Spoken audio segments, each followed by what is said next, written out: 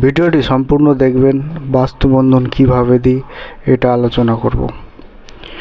বন্ধুরা, প্রথমত বাস্তু দোষ, বাস্তু বন্ধন সম্পর্কে ভালোভাবে বুঝে নেন। বাস্তু দোষ বিভিন্ন কারণে হয়ে থাকে, কিন্তু খানিক আপনার উপর প্রভাব ফেলে ঘরবাড়ি, অর্থাৎ আপনি কিচেন কোন দিকে করেছেন, বাথরুম কোন দিকে করেছেন, এইগুলো ক্ষেত্রে খানিকটা প্রভাব ফেলে। কিন্তু এই বাস্তু দোষ সেই বাস্তু দোষ নয় যেটা অ্যাস্ট্রোলজাররা বলে। তবে এটা এক ধরনের তান্ত্রিক বাস্তু দোষ, অর্থাৎ কিছু চালানের মাধ্যমে আপনার বাস্তুকে খারাপ করা হচ্ছে। বাস্তু একটা দেব বাস্তু একটা দেব রয়েছে, যেটা আপনি অ্যাস্ট্রোলজারের যে ম্যাপ রয়েছে সেটাতেও আপনি দেখতে পাবেন। একটা দেব বাস্তুতে ঘুমিয়ে আছে, তাকে বাস্তু দেব বলা হয়, অর্থাৎ বাস্তু দেবতা বলা হয়। তো বাস্তু দেবতা তো রয়েছে, এই বাস্তু দেবতাকে খারাপ করা, অর্থাৎ কিছু চালানের মাধ্যমে খারাপ করা। তবে আমরা কিভাবে বাস্তু বন্ধন দিই?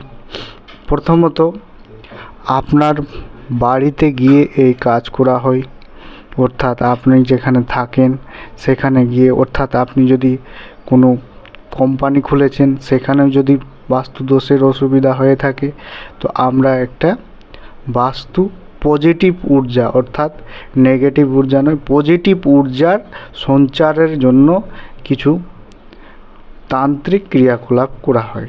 অর্থাৎ এতে আপনার যে বাধা আসছে, বিঘ্ন আসছে এবং আর্থিক দুর্গতিতে আপনি ভুগছেন, অর্থাৎ কারখানাটি চলছে না, কিংবা দোকানটি চলছে না, কিংবা বাড়িতে আয় উন্নতি নেই, কেউ কাজকর্ম পাচ্ছে না, বিভিন্ন রকম কারণ রয়েছে বাস্তু দোষের।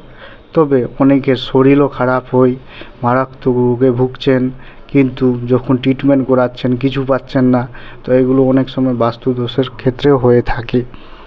এবং বাড়িতে ঘুমাতেও ভয় করছেন কি রাত্রে কিছু না চলে না আসে, এবং অদৃশ্য কিছু শক্তি, অর্থাৎ ভূত প্রেত আর কিছু আপনি দেখতে পাচ্ছেন এবং আসছে, এগুলো বাস্তু দোষের লক্ষণ। তবে আমি বলে রাখি কি, যদি আপনার পূজা ঘর উত্তর দিকে না হয়ে দক্ষিণ দিকে থাকে, এটা আপনার উপরে ডিফেক্ট পড়বে না।